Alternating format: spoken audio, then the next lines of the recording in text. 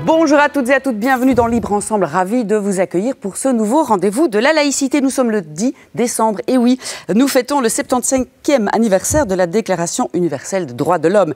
Et l'actualité n'est pas réjouissante, évidemment. Les récentes élections en Argentine ou aux Pays-Bas sont alarmantes. Chez nous, les élections nous attendent en juin. Alors comment préparer les primo-votants? Comment préparer nos jeunes? Ont-ils une conscience politique? Sont-ils prêts à voter? S'assurer de leur parole et de celle des autres citoyens, évidemment. C'est quelque chose dont nos invités prennent en compte, ceux qu'ils prennent en compte. On va le voir aujourd'hui. Je suis ravie d'accueillir Clara Deray. Bonjour Clara. Bonjour Catherine. Vous êtes déléguée au territoire de la mémoire et vous avez porté un projet qui s'appelle Porte-Voix. Justement, vous allez nous expliquer ça dans quelques instants. Nous avons également le docteur François Debras. Bonjour François. Bonjour. Vous êtes professeur associé à l'Université de Liège et aussi maître assistant à la Haute École Libre Mozane Elmo. Alors en Fédération Wallonie-Bruxelles, je vais commencer avec vous François. Vous nous venez avec une enquête financée donc par la Fédération Wallonie-Bruxelles. Une enquête qui s'est écoulée sur l'année académique 2022-2023. Vous êtes allé sonder plusieurs élèves de 6e année secondaire, 23 établissements scolaires en Fédération Wallonie-Bruxelles. Et vous nous arrivez avec le résultat de cette enquête, juste depuis quelques jours. Elle est disponible et en ligne. Comment s'est opéré le modus operandi, justement? Comment vous avez fait pour mener à bien cette enquête? Combien d'établissements? Est-ce que vous les avez choisis en fonction des régions, géographiquement, du réseau? Racontez-nous tout. Donc en fait, c'est une enquête qui a été demandée par la communauté française de Belgique pour savoir quelle était la perception de l'extrémisme que les jeunes avaient de l'extrémisme. Alors, pour répondre à cette question, j'ai travaillé en 4 étapes. Une première étape qui était vraiment d'identifier les programmes qui étaient donnés en cours, des programmes pour le cours de français, pour le cours d'histoire, pour le cours de sciences économiques et sciences sociales. Ensuite, j'ai rencontré des professeurs également, 26 professeurs qui ont été interrogés vis-à-vis de leur expérience de terrain, des expériences qu'ils ont avec les jeunes, de comment ils organisent leurs cours et leurs enseignements. Ensuite, troisième temps, donc j'ai envoyé des questionnaires à des élèves pour leur poser la question: c'est quoi l'extrémisme pour toi? Y as-tu déjà été confronté? Si oui, comment as-tu réagi? J'ai eu plus ou moins, non, pas plus ou moins, exactement 785 réponses à ce questionnaire. Et ensuite, donc, j'ai organisé 21 focus group qui sont des tables de discussion avec entre 7 et 15 jeunes qui étaient réunis autour d'une table, et on a discuté entre nous pour voir comment eux réagissaient les uns par rapport aux autres et comment ils répondaient à certaines interrogations que je leur formulais. Alors, par rapport à qui sont ces jeunes, d'où viennent ces professeurs, quels établissements, etc. Donc on a tiré au sort, en fait, au sein de la communauté française de Belgique, 40 établissements. Et finalement, 23 ont accepté de participer à cette enquête. 23 établissements participent et ont été sélectionnés et tirés au sort, donc en fonction de différents critères. Le premier critère, c'est la répartition géographique. On a essayé d'avoir des établissements sur l'ensemble du territoire de la communauté française. Ensuite, on a essayé d'avoir une représentation des différents réseaux, des différentes filières, et également des indices socio-économiques différents qui pouvaient exister au sein des établissements de la communauté française, pour essayer d'avoir une plus grande représentation et ne pas uniquement se concentrer sur certains types d'établissements, certaines filières ou certaines zones comme à Bruxelles ou à Liège, etc. On a essayé vraiment de représenter différents types d'établissements. De façon similaire, lorsqu'on a envoyé le questionnaire dans ces établissements, il a été envoyé à l'ensemble des étudiants de Réto. Maintenant, pour les focus group, on a, donc pour les tables de discussion, on a procédé également par tirage au sort dans les classes pour ne pas avoir uniquement, j'ai envie de dire, entre guillemets, les bons élèves du premier rang, mais pour que tout le monde puisse avoir une chance égale d'être présent et de pouvoir s'exprimer vis-à-vis de cette thématique-là. Alors pourquoi cette idée? Qu'est-ce qui a été le moteur justement de cette recherche, cette envie de savoir ce que les jeunes pensaient et s'ils connaissaient les extrémismes?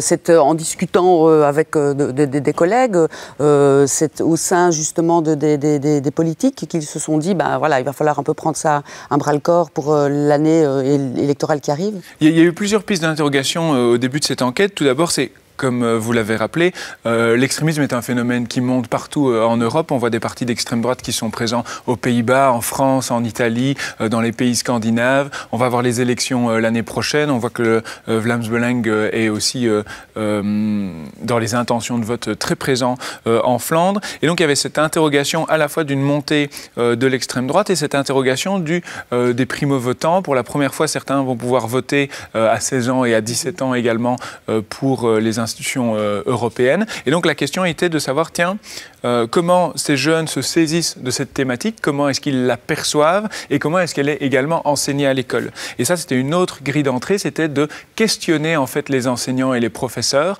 certains qui se sentent, pas tous, hein, mais certains se sentent démunis par rapport à certaines questions d'actualité.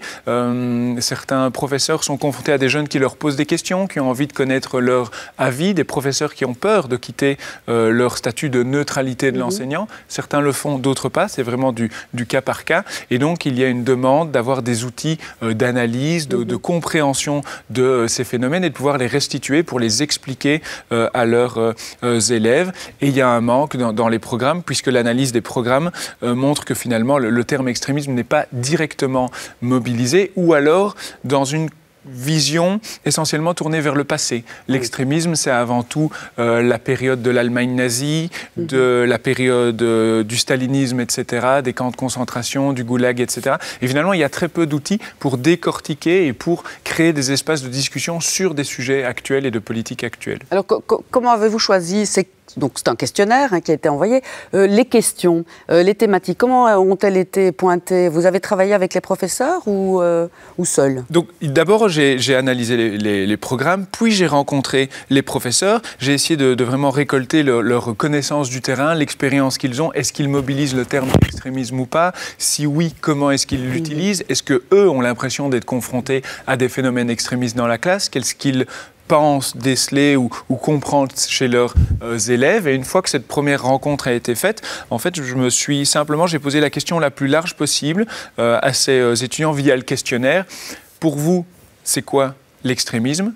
Quels exemples vous pouvez utiliser? Y avez-vous déjà été confronté? Et si oui, comment avez-vous réagi? Ce qui est intéressant, c'est de voir comment les jeunes parlent de l'extrémisme, mais aussi peut-être ce qu'ils ne mobilisent pas et ce qu'il n'est pas mobilisé. Donc c'est à la fois ce dont on parle, mais aussi ce dont on ne parle pas. Et alors après, en récoltant ces premières informations avec le questionnaire, l'idée c'était de les rassembler autour d'une table pour avoir un phénomène d'intelligence collective et de débat, de créer une zone de discussion entre eux et pour revenir avec ce qu'on avait récolté des questionnaires et leur poser sous forme de questions. Voilà, dans un questionnaire, j'ai pu lire ceci, comment vous vous positionnez par rapport à cela? Est-ce que vous partagez les mêmes exemples ou pas?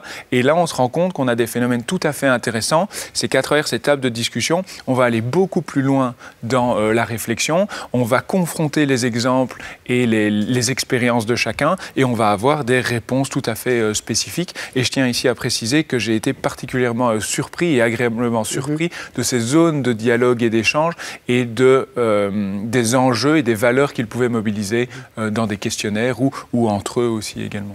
On va un petit peu décortiquer ces grandes tendances et les résultats de cette enquête, mais juste avant, je vous propose, Clara et François, mais vous connaissez cette école, c'est le lycée de Waha à Liège. C'est une des écoles qui a fait partie de cette enquête, qui s'est penchée avec vous sur ces questions-là. Évidemment, les élèves que je suis allée voir ne sont pas les mêmes que vous avez vus, puisque eux sont sortis de Réto. Ça, ce sont des rhétoriciens ici, de la classe de Madame Fanny Médard. On les retrouve et juste après, on fait le point tous ensemble. Écoutez-vous, le but ici, c'est d'être extrême droite ou extrême gauche, Pour moi, l'extrémisme, c'est aller au-delà de la moyenne. Et je veux dire, la moyenne, c'est le cadre normal d'un simple citoyen. Mon papa râle beaucoup et pour rien.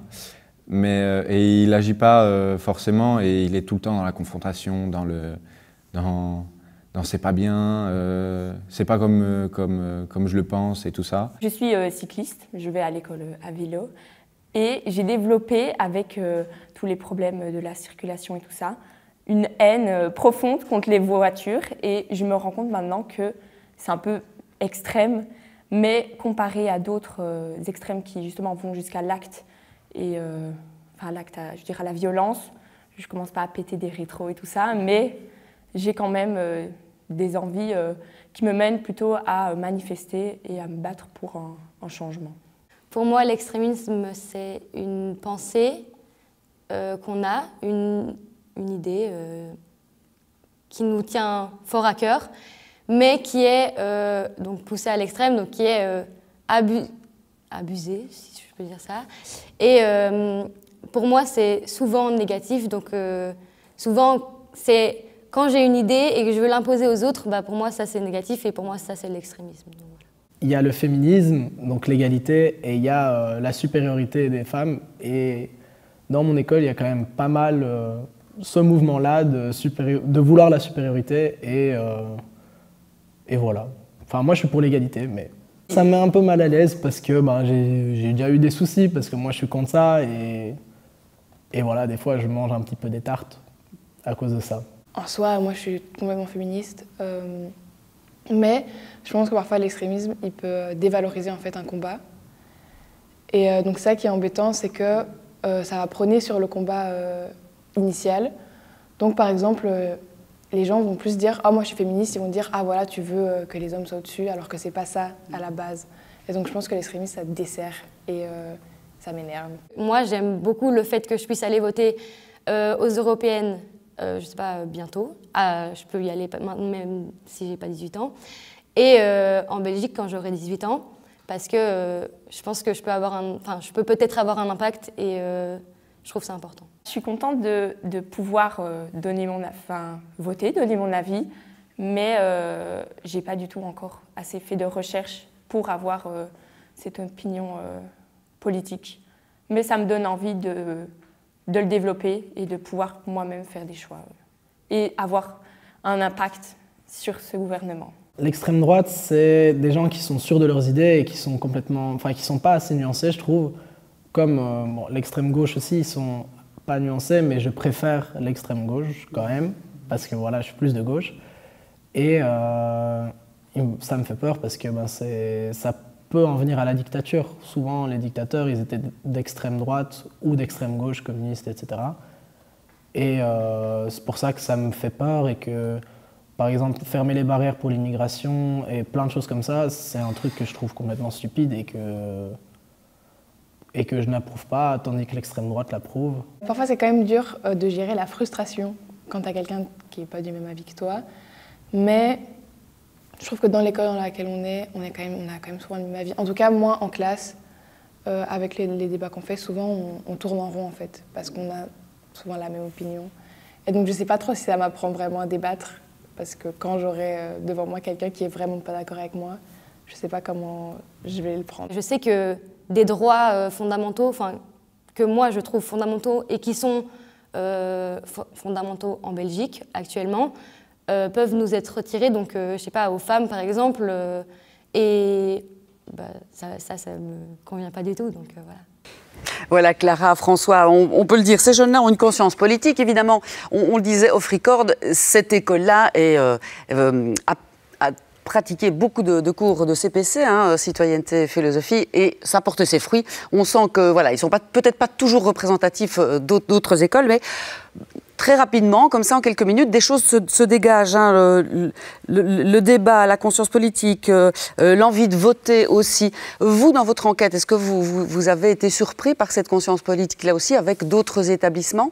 Alors, c'est peut-être que cette école-là n'est pas représentative de l'ensemble des jeunes. D'ailleurs, qu'est-ce que c'est les jeunes ? Moi, je l'utilise dans cette recherche comme terme pour englober l'ensemble des personnes que j'ai rencontrées. Mais bien sûr, il y a un pluralisme, il y a différentes pensées, il y a différentes opinions, il y a différents positionnements qui existent. Et on ne peut pas résumer les jeunes à une ou deux interviews. Par contre, comme vous le dites, il y a quand même des éléments qu'on retrouve. Alors, l'extrémisme, d'un point de vue théorique, on peut dire que l'extrémisme, on peut le définir de trois façons. C'est à la fois un positionnement de rejet vis-à-vis des institutions politiques, sociales, économiques telles qu'elles sont aujourd'hui. C'est un appel, deuxièmement, à la violence libératrice, c'est-à-dire qu'on peut être violent contre ces institutions pour les renverser, c'est vu comme une force libératrice, donc la fin justifie les moyens.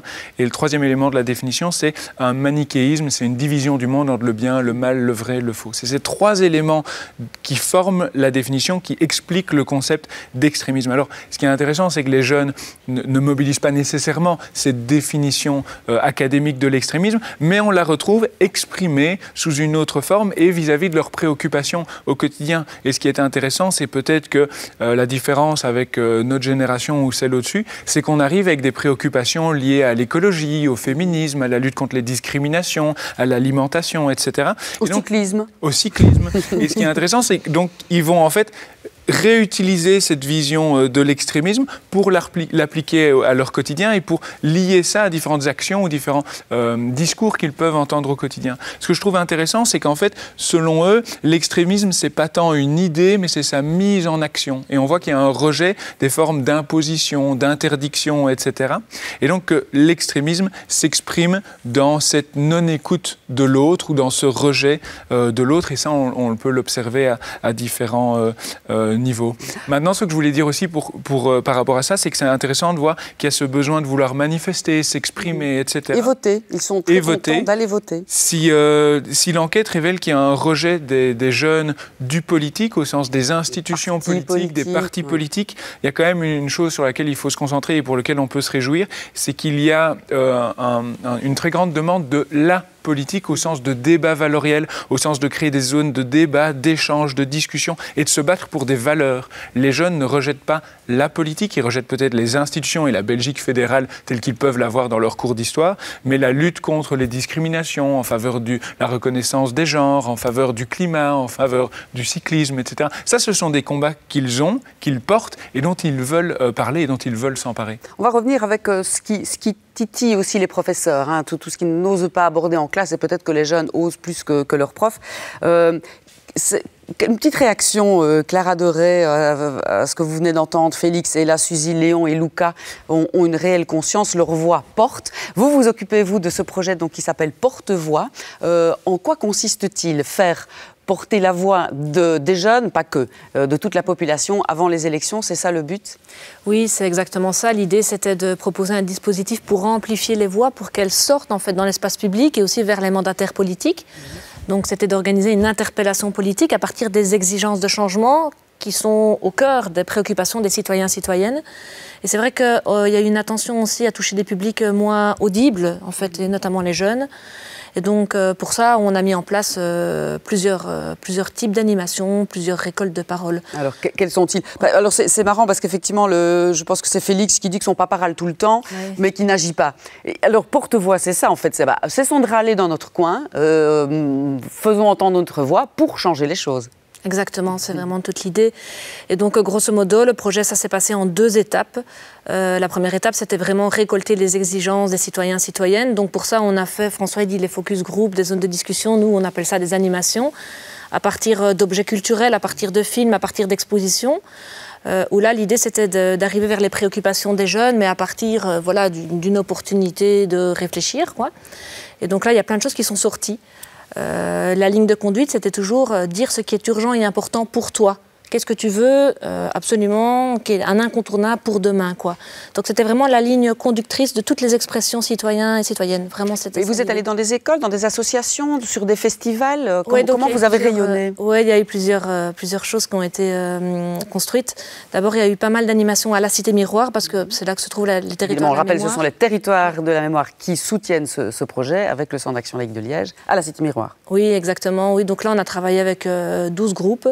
Donc on a touché plus ou moins 250 personnes, donc des jeunes qui sont dans des schémas peu évidents souvent, hein, donc des jeunes du CFA par exemple, donc ça c'est l'enseignement en alternance.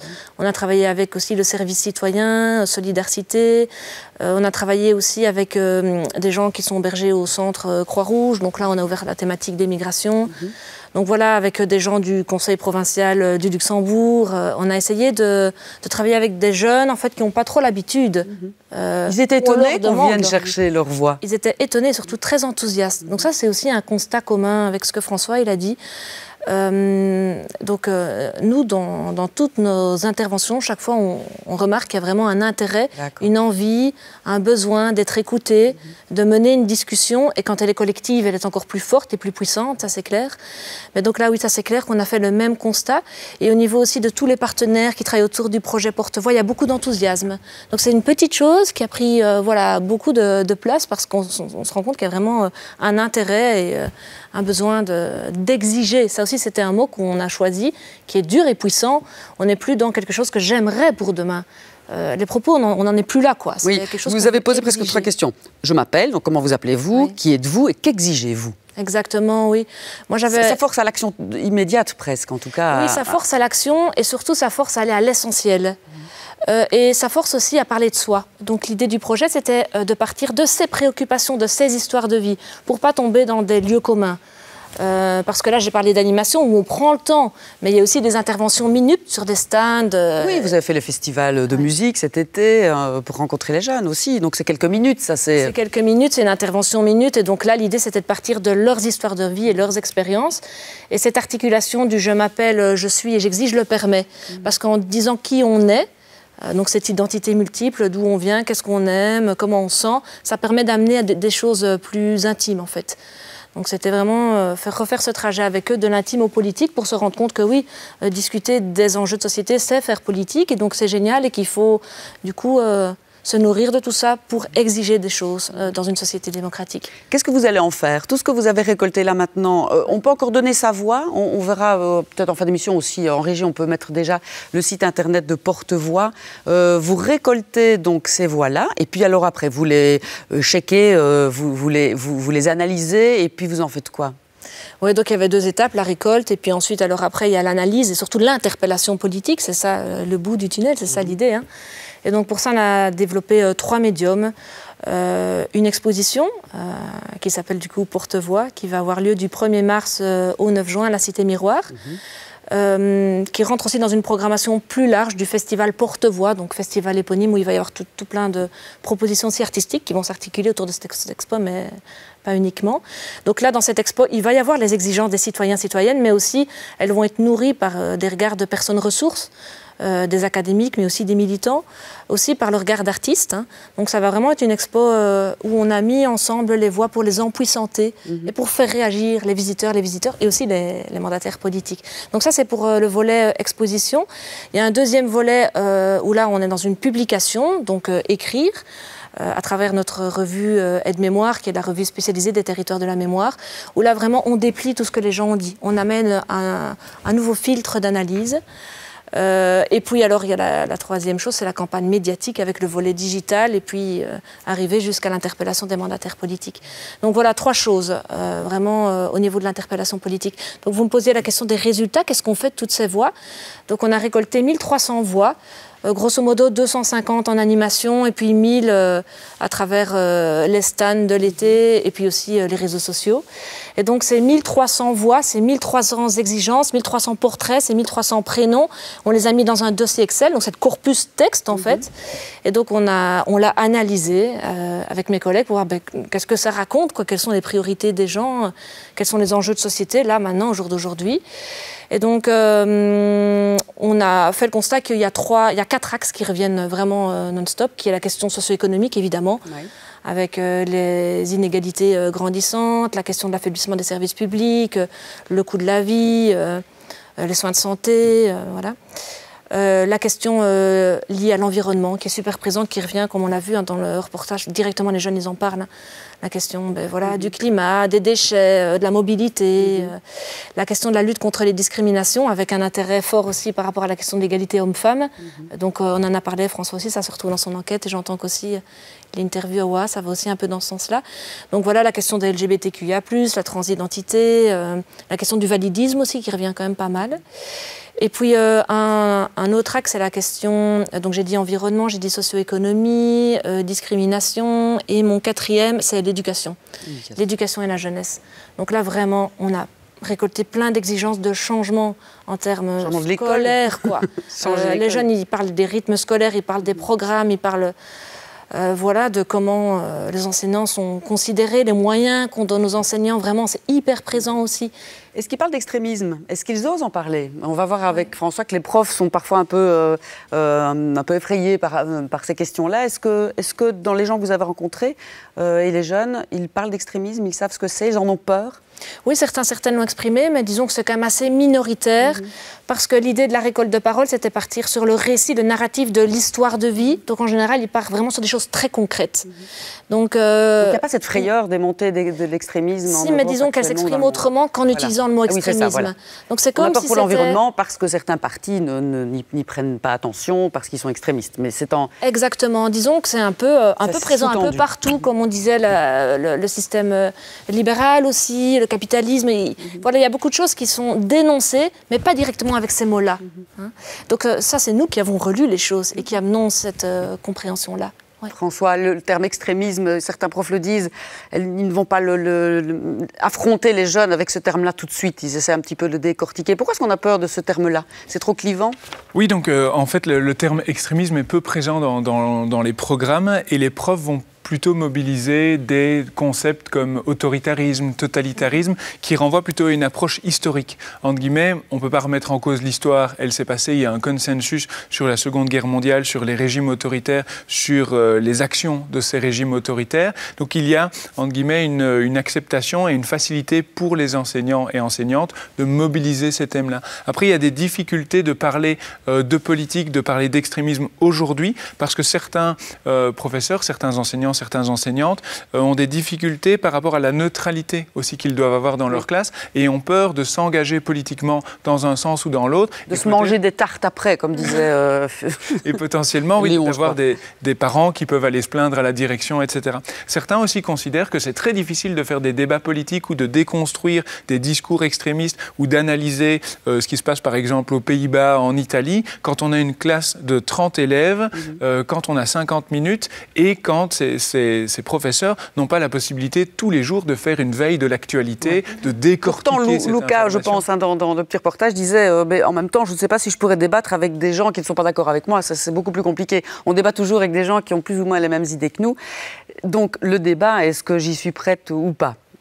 Il reste 1 minute 30, François. Peut-être dégager aussi les grandes lignes de cette enquête. Et qu'est-ce qu'on va en faire de cette enquête? Alors, moi, cette enquête, donc ça, c'est une enquête qui a été menée, qui devait dresser un constat. Comment est-ce que les jeunes perçoivent l'extrémisme? Comment ils se positionnent par rapport à certains phénomènes? Comment ils les comprennent et comment ils agissent, eux, dans leur sphère d'influence qui leur sont propres. Maintenant, moi, je souhaite que cette enquête se transforme après en quelque chose d'autre, qu'elle n'en reste pas là et qu'elle ne finisse pas dans un tiroir. Ce n'est pas, en tout cas, la façon dont le présente la communauté française. Il y a une volonté de transformer ça en outil pédagogique. Je vais peut-être présenter quelques solutions rapidement qui peuvent être dressées. Je pense qu'il y a vraiment une importance à expliquer des concepts pour que chacun puisse les faire siens et jouer avec ces concepts et les mobiliser dans son nommer quotidien. Les choses. Et je pense que dans un deuxième temps, une fois que l'on sait nommer les choses, il faut en discuter et en débattre. Et je pense que les jeunes ne sont pas... Il faut quitter cette idée que les jeunes ne s'intéressent pas à la politique. C'est pas vrai. Ils sont demandeurs d'espace, de temps et de moments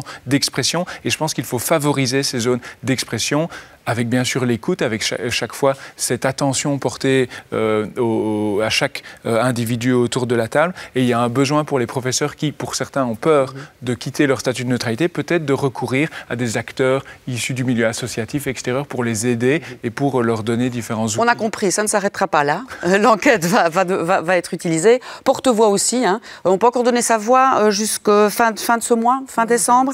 Portevoix2024.be/récolte. Merci beaucoup, Clara. Et on se revoit aussi alors pour l'expo.